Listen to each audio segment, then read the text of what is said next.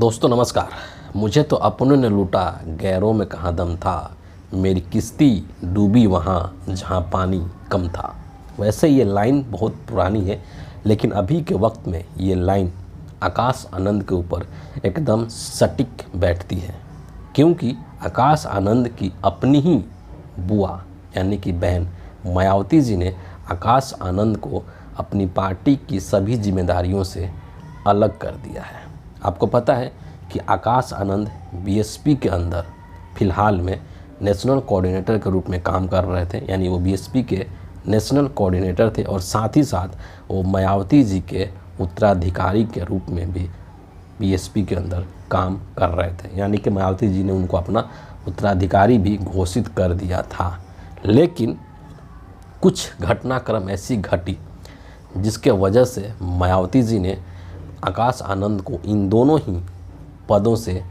मुक्त कर दिया है, पूरी जिम्मेदारी से मुक्त कर दिया है। क्या हुआ है इस चीज़ को लेकर के मायावती जी ने ट्वीट करके जानकारी दिया है। ये अक्सर अपनी बातों को ट्वीट के माध्यम से शेयर करती हैं और लोगों को बताती हैं। तो उन्होंने जो ट्वीट किया है उसको पहले हम लोग देख लेते हैं और फिर इस पूरे घटना के बारे में डिस्कस करेंगे कि आखिर ये सब क्यों हुआ और उसके बाद किस तरीके की बहस भारतीय राजनीति के में हो रही है मायावती जी के इस स्टेप को लेकर के। सबसे पहले आप इनका ट्वीट को देखिए। 3 ट्वीट इन्होंने मायावती जी ने किया है एक एक करके। क्या कहती हैं? सबसे पहले क्या कहती हैं कि विदित है कि बीएसपी एक पार्टी के साथ ही बाबा साहब डॉक्टर भीमराव अंबेडकर के आत्मसम्मान व स्वाभिमान तथा सामाजिक परिवर्तन का भी मूवमेंट है, जिसके लिए माननीय श्री काशीराम जी और मैंने खुद भी अपनी पूरी ज़िंदगी समर्पित की है और इसे गति देने के लिए नई पीढ़ी को भी तैयार किया जा रहा है। इस क्रम में आगे कहती हैं कि इसी क्रम में पार्टी में अन्य लोगों को आगे बढ़ाने के साथ ही श्री आकाश आनंद को नेशनल कोऑर्डिनेटर व अपना उत्तराधिकारी घोषित किया है, किंतु पार्टी व मूवमेंट के व्यापक हित में पूर्ण परिपक्वता मैच्योरिटी आने तक अभी इन्हें इन दोनों अहम जिम्मेदारियों से अलग किया जा रहा है।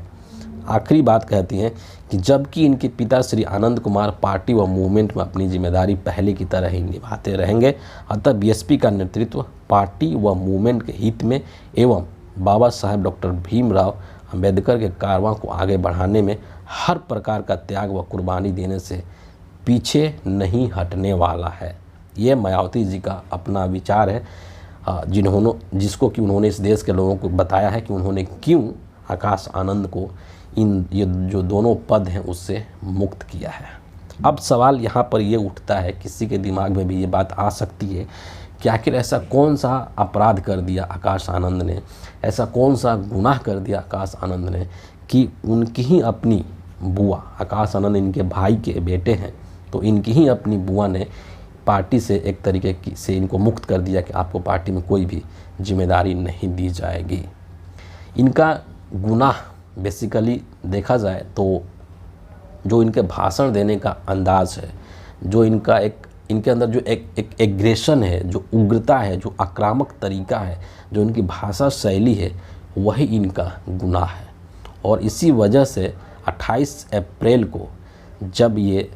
उत्तर प्रदेश के अंदर सीतापुर में भाषण दे रहे थे, एक पब्लिक रैली को संबोधित कर रहे थे। आपको पता है कि लोकसभा चुनाव के दौरान इनको अच्छी खासी लोकप्रियता मिल रही थी आकाश आनंद को, और जगह जगह पर ये लोगों के जनसभाओं को संबोधित कर रहे थे। उसी क्रम में सीतापुर के अंदर भी आकाश आनंद जो है वो एक पब्लिक रैली को संबोधित कर रहे थे, वहाँ पर अपना वक्तव्य दे रहे थे। और उस दौरान उन्होंने बीजेपी को लेकर के, जो भारत की जो पार्टी है, सबसे बड़ी पार्टी है भारतीय जनता पार्टी, मोदी जी की जो पार्टी है, उसको लेकर के इन्होंने काफ़ी कड़े रुख के साथ कुछ ऐसा बोल दिया जिसके वजह से आकाश आनंद को आज पार्टी की जिम्मेदारियों से मुक्त कर दिया गया है। आकाश आनंद ने उस भाषण के दौरान कुछ मुद्दे रखे थे, है ना, और उन मुद्दों के साथ साथ उन्होंने कुछ ऐसे शब्दों का इस्तेमाल किया था जो कि मायावती जी को शायद पसंद नहीं आया हो। मसलन कि उन्होंने भारतीय जनता पार्टी को एक तरीके से तालिबानियों की सरकार, गद्दारों की सरकार कहा दिया था, आतंकवादियों की सरकार तक करार दे दिया था। उन्होंने ये कह दिया था कि ये ऐसे लोग जो कि इस देश के नौजवानों को रोज़गार नहीं दे पा रहे हैं,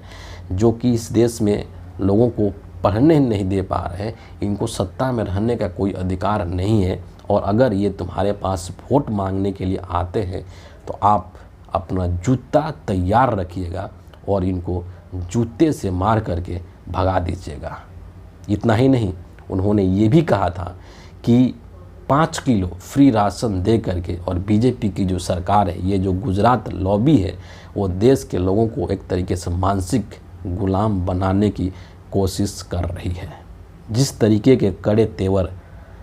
दिखाए थे आकाश आनंद ने अपने भाषण के दौरान, और वहाँ पर संविधान का जिस तरीके से जिक्र किया था, बेरोज़गारी महंगाई का जिस तरीके से जिक्र किया था, देश के अंदर जो महिला सुरक्षा है और देश में जो दलित हैं, शोषित हैं, पीड़ित हैं, उनकी जो स्थिति है समाज के अंदर, उन सभी चीज़ों को लेकर के आकाश आनंद ने वहाँ पर वक्तव्य दिया था, अपना स्पीच दिया था। और उसी स्पीच के दौरान इन्होंने ये सारी बातें कह दी थी कि ये जो बीजेपी की सरकार है, दरअसल ये आतंकवादियों की सरकार है, ये गद्दारों की सरकार है, ये तालिबानियों की तरह काम करते हैं, तमाम तरह की चीज़ें ये सब वहाँ पर बोल दिया था। जाहिर सी बात है कि मुझे ऐसा लगता है कि बीएसपी के अंदर ये ऐसा पहले नेता थे जिसने कि भाजपा के ऊपर, वर्तमान में जो नरेंद्र मोदी की भाजपा है, उसके ऊपर इतने आक्रामक तरीके से इन्होंने प्रहार किया था। और यही जो इनका आक्रामक रवैया है, जो इनका ये जो रुख है एग्रेशन वाला, शायद मायावती जी को पसंद नहीं आया। और इसी घटना के बाद से मायावती जी ने ये निर्णय लिया कि अब इनको इन दोनों ही पदों से मुक्त कर दिया जाए, और कर भी दिया गया। और 28 अप्रैल के बाद से आकाश आनंद की जो भी रैलियां थी उसको रद्द कर दी गई थी। कोई रैली उसके बाद उन्होंने संबोधित नहीं किया है। लेकिन यहाँ पर सवाल अब ये है कि इस चुनाव के मध्य में, है ना, आपको पता है कि देश के अंदर लोकसभा का चुनाव चल रहा है, 3 चरण के चुनाव हो चुके हैं। तो लोकसभा के चुनाव के बीच में अपने पार्टी के एक बहुत ही उभरते हुए नेता को, आकाश आनंद जब से लोकसभा चुनाव का कैंपेन कर रहे थे बीएसपी के लिए, लोगों के बीच में एक अच्छी खासी इनकी लोकप्रियता हो गई थी। लोग इनकी बातों को सुन रहे थे और ख़ुद को उससे कनेक्ट कर रहे थे। तो वैसी स्थिति में आकाश आनंद को इन जिम्मेदारियों से मुक्त क्यों किया मायावती जी ने, है ना, इसको लेकर ही के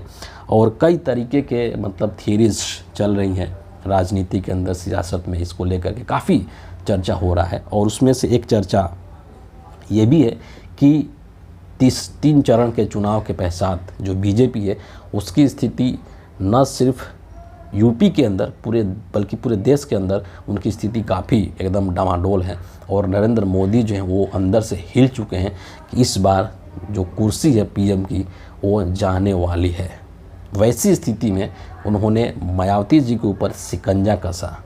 कि आपका जो लाडला है, आपका जो भतीजा है, वो बीजेपी को लेकर के इस तरीके की बातें बोल रहा है, और इससे क्या होगा कि हमें नुकसान होगा, और इससे इंडिया अलायंस अखिलेश यादव को और कांग्रेस पार्टी को उत्तर प्रदेश के अंदर फ़ायदा होगा। रीज़न इसके पीछे ये है कि अगर आप इंडिया अलायंस के स्टैंड को देखेंगे, है ना, कि इंडिया अलायंस के लोग जिन जिन मुद्दों को उठा रहे हैं, जैसे संविधान है, महंगाई है, बेरोज़गारी है, महिला सुरक्षा है ना, जो दलित है, इन सब चीज़ों को लेकर के उठा रहे हैं, जो आर्थिक असमानता है देश के अंदर, इन्हीं सब मुद्दों पर जो इंडिया अलायंस के लोग हैं वो चुनाव लड़ रहे हैं। और इन मुद्दों पर लगातार वो लोग प्रखर होकर के बोल रहे हैं। उनका यही स्टैंड है, कह लीजिए यही लाइन है जिस पर कि इंडिया अलायंस के सभी नेता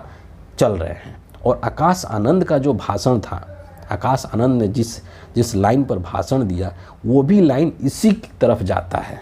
समझ रहे बात? वो भी संविधान की बात कर रहे थे कि संविधान किस तरीके से इसको ख़त्म कर रहे हैं। बाबा साहब को ये लोग ख़त्म कर देना चाहते हैं, दलितों को पढ़ने नहीं देना चाहते हैं, एजुकेशनल जो संस्थान है उसकी स्थिति ये लोग ख़राब कर रहे हैं, नौकरी नहीं दे पा रहे हैं लोग, है ना, 5 किलो अनाज दे करके लोगों को गुलाम बनाने की कोशिश कर रहे हैं। तो आकाश आनंद का जो एक लाइन था भाषण देने का, और जो इंडिया अलायंस का जो लाइन है, जिस स्टैंड पर इंडिया अलायंस के लोग हैं, वो दोनों एक है।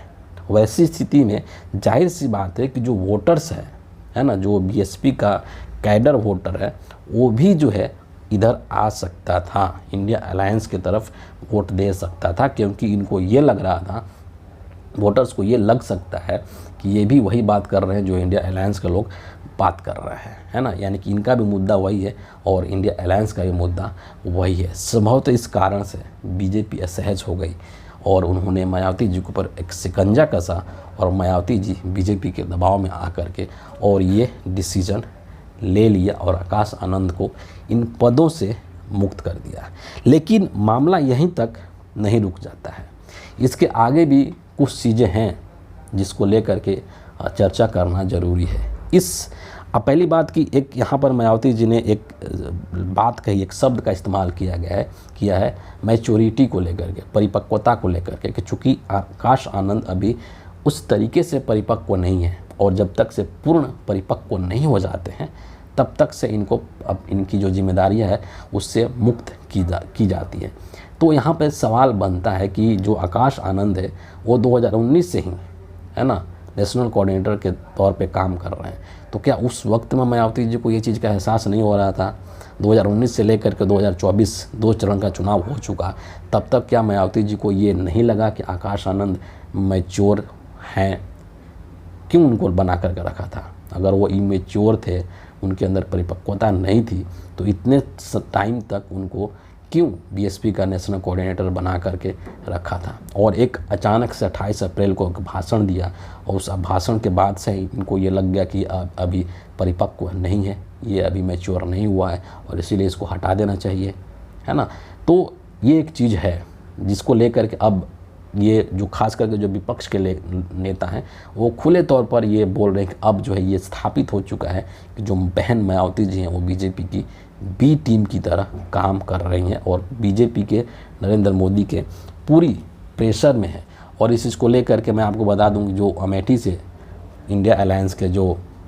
उम्मीदवार हैं, जो कांग्रेस पार्टी के उम्मीदवार हैं किशोरी लाल शर्मा जी, वो क्या कहते हैं कि अमित शाह जी को बहुजन समाज पार्टी के राष्ट्रीय अध्यक्ष बनने पर हार्दिक बधाई। मतलब एक तरीके से व्यंग कर रहे हैं, कटाक्ष कर रहे हैं कि अब बीएसपी से संबंधित जो निर्णय है वो अमित शाह जी ले रहे हैं, उन्हीं के इशारे पर निर्णय लिया जा रहा है। इसी के अलावा जो संजय सिंह है आम आदमी पार्टी के, उनका एक बयान आया है। उन्होंने क्या कहा कि ढेर सारे मित्र मुझसे नाराज़ थे, लेकिन मैं सच बोला था। जो भाजपा के खिलाफ बोलेगा वो बहन जी को मंजूर नहीं। शायद आकाश आनंद ये समझ नहीं पाए थे। डायरेक्टली यहाँ पर सीधे तौर पर अगर आप कोई भी व्यक्ति ये समझ सकता है कि आकाश आनंद का जो भाषण था 28 अप्रैल को जो इन्होंने दिया था वो सीधे तौर पर भाजपा के ऊपर आक्रमण था और बहुत ही मतलब उग्रता के साथ, बहुत ही एग्रेशन के साथ वो आक्रमण था। इतने तीखे शब्दों का इस्तेमाल आकाश आनंद ने किया था कि वो बीजेपी के लोग, नरेंद्र मोदी उससे असहज हो गए थे, है ना। चाहे योगी जी हों, चाहे मोदी जी हों, चाहे अमित शाह हों, ये सभी लोग इसी से असहज हो गए थे और इनको लगा कि ये तो हमारे खिलाफ इस तरीके से अगर बोलता है तो फिर तो इससे बहुत ज़्यादा राजनीतिक तौर पर हमें नुकसान हो सकता है। और फिर उन्होंने बहन जी को फ़ोन मिलाया और बहन जी को समझाया कि आप इनको ऐसे ऐसे मत बोलने दीजिए और इनको वापस रख लीजिए, और इसीलिए इनको पदों से मुक्त कर दिया गया। और इतना ही नहीं बल्कि इनके ऊपर एफआईआर भी करवा दिया गया है बीजेपी के द्वारा से आनंद के ऊपर, जो आकाश आनंद है उनके ऊपर। एक और चीज़ यहाँ पर मतलब हो सकता है कि चूँकि बहन जी को पता है कि बीजेपी के लोग, वर्तमान जो बीजेपी है वो लोग कैसे हैं, विपक्ष के नेताओं के साथ किस तरीके से वो ट्रीट करते हैं। अरविंद केजरीवाल, हेमंत सोरेन प्रत्यक्ष एग्जाम्पल है, तमाम लोग हैं, है ना, तेजस्वी यादव, उनका पूरा फैमिली है, राहुल गांधी खुद हैं। तो हो सकता है कि चूँकि इनका अपना भतीजा है, अपना ब्लड है, तो उसको लेकर के एक होता है ना कि प्रोटेक्टिव टाइप की, है ना, ओवर प्रोटेक्टिव। ये नहीं चाहती हूँ कि आकाश आनंद चूँकि अभी शुरू हुआ है इनका राजनीति में सफ़र, तो इनको ऐसा ना हो कि कोई बहुत ज़्यादा दिक्कत हो जाए, और इसीलिए संभवतः इन्होंने एक ऐसा मूव लिया, थोड़ा सा प्रोटेक्टिव मूव लिया कि ये बच्चा है, इसको थोड़ा सा साइड में रखा जाए ताकि बीजेपी के लोग इसको ज़्यादा परेशान नहीं करें। ये भी वजह हो सकता है। लेकिन यहाँ पर एक बहुत महत्वपूर्ण चीज़ ये है, बहन जी का जो स्टेटमेंट्स हैं, है ना, इस बार का ही नहीं बल्कि पिछले कई बार से जो जिस तरीके के ये बयान देती रही हैं, उसमें एक विरोधाभास नज़र आता है। और विरोधाभास ये है, आप देखेंगे कि लगातार जो बहन जी हैं इनकी पहचान पूरे देश भर में एक दलित नेता के रूप में है, और ये बाबा साहब भीमराव अंबेडकर के आदर्शों पर चलती हैं। देश के अंदर जो दलित हैं, जो हाशिए पर लोग हैं, उनके उद्धार, उनके उत्थान की बात करती हैं। ये इनका मतलब इनकी राजनीति का एक तरीके से आधार है और यही इनका वोट बैंक है ना। ये बात मायावती जी हमेशा कहती है। दूसरी तरफ आप देखेंगे कि जो बीजेपी है और जो 2024 का चुनाव है, उसका एक बहुत अहम मुद्दा संविधान बन चुका है, क्योंकि बीजेपी के तमाम जो नेता हैं उन्होंने सीधे डायरेक्टली पब्लिक मीटिंग्स में, पब्लिक रैली के दौरान ये बोल दिया कि हमें चूँकि 400 सीटें इसलिए चाहिए ताकि हम देश के संविधान को बदल सकें। और देश के संविधान बदलने का सीधा सीधा मतलब है कि उससे सबसे ज़्यादा अगर कोई प्रभावित होगा तो इस देश के जो दलित होंगे, जो पिछड़े होंगे, वही प्रभावित होंगे, है ना। बाकी लोग भी प्रभावित होंगे, क्योंकि बाकी लोगों को जो अधिकार मिला हुआ संविधान के माध्यम से वो अधिकार ख़त्म हो जाएगा, लेकिन जो समाज में जो हाशिए पर पड़े हुए लोग हैं वो सबसे ज़्यादा इस चीज़ से प्रभावित होंगे। तो यहाँ पर विरोधाभास यही है कि एक तरफ तो बहन जी कहती है कि हम संविधान के लिए खड़े हैं, बाबा साहब के आदर्शों के लिए हम लोग खड़े हैं, दलित और जो हाशिए पर पड़े लोग हैं उनके लिए हम खड़े हैं, और दूसरी तरफ ये उनके साथ मिली हुई हैं जो कि इन सब चीज़ों को ख़त्म कर देना चाहता है। तो जो दलित कम्युनिटी के लोग हैं, क्या उनके अंदर एक कन्फ्यूज़न की स्थिति क्रिएट नहीं होगी? क्या उनके दिमाग में इस चीज़ को लेकर के एक संदेह पैदा नहीं होगा कि एक तरफ तो बहन जी संविधान बचाने की बात करती हैं और बाबा साहब की बात करती हैं, दलितों की बात करती हैं, और दूसरी तरफ जो है ये जाकर के बीजेपी के साथ मिली हुई हैं जो कि संविधान को ख़त्म करने की बात करते हैं, बाबा साहब के संविधान को हटा देने की बात करते हैं, आरक्षण ख़त्म कर देने की बात करते हैं। तो ये जो एक विरोधाभास यहाँ पर दिखाई देता है, और इस विरोधाभास से मुझे ऐसा लगता है कि मायावती जी को राजनीतिक तौर पर बहुत भयंकर नुकसान होने वाला है। क्योंकि आप माने या नहीं माने, वर्तमान में जो 2024 का चुनाव हो रहा है और 3 चरण के चुनाव संपन्न होने के बाद जो स्थिति निकल कर के सामने आई है, उसमें यही है कि देश के अंदर जितने भी दलित हैं, जो मुस्लिम से माइनॉरिटीज़ हैं, जो ओबीसी जो क्लास है, वो सभी के सभी गोलबंद हो चुके हैं कि हमें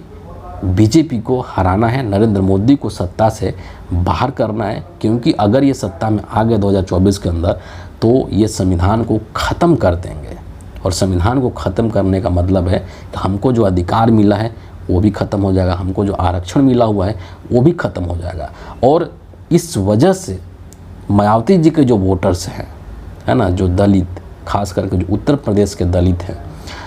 वो अपना वोट जो है वो अब इंडिया अलायंस की तरफ उनका शिफ्ट हो सकता है। क्योंकि उनको ये चीज़ अब लगेगा कि बहन जी को वोट देने का मतलब है कि ये बीजेपी को वोट देना है, और बीजेपी का वोट देने का मतलब है कि देश के संविधान को बदलने के लिए वोट देना है। तो देश का कोई भी दलित ये नहीं चाहेगा कि बाबा साहब का लिखा हुआ संविधान ख़त्म हो जाए, बाबा साहब के संविधान द्वारा जो मिला हुआ हमें आरक्षण है वो आरक्षण ख़त्म हो जाए। देश का कोई भी दलित ये चीज़ नहीं चाहेगा, और इसीलिए मायावती जी के इस स्टैंड से पूरा जो इनका वोट है वो एक कन्फ्यूजन वाले स्टेट में है, और इस कन्फ्यूजन का फ़ायदा इंडिया अलायंस को हो सकता है। क्योंकि इंडिया अलायंस जो है वो इस चीज़ को लेकर के एकदम खुल करके लड़ रहा है कि ये लड़ाई संविधान को बचाने की लड़ाई है, लोकतंत्र को बचाने की लड़ाई है। और इसीलिए जितने भी समाज के जो हाशिए पर पड़े हुए लोग हैं, दलित हैं, मुस्लिम्स हैं, अदर बैकवर्ड क्लासेस हैं, वो सभी के सभी जो हैं वो इंडिया अलायंस को वोट दे रहे हैं। और पिछले 3 चरण के चुनाव के से जो रिपोर्ट निकल कर के आ रही है, जिस तरीके के रुझान देखने को मिल रहा है, वो इन चीज़ों को और क्लियर कर रहा है। और इसीलिए 2024 के लोकसभा चुनाव में मायावती जी के ऊपर एक बार फिर से ये ठप्पा लग चुका है कि मायावती जी बीजेपी की बी टीम है, और इस चुनाव में मायावती जी का प्रदर्शन जो है वो बेहद ख़राब होने वाला है। लेकिन लास्ट बात यह है कि जो आकाश आनंद है, बेशक सभी मायावती जी ने उनको तमाम जिम्मेदारियों से मुक्त कर दिया है, लेकिन मुझे ऐसा लगता है कि जो उनके अंदर जो उनका स्टैंड है ना, जो उनका राजनीति करने का तरीका है, उनका भारतीय राजनीति में भविष्य काफ़ी उज्जवल है और आने वाले समय में वो एक बड़े दलित नेता के रूप में उभर सकते हैं। तो फिलहाल इस वीडियो के लिए इतना ही है। आप सभी का बहुत बहुत धन्यवाद।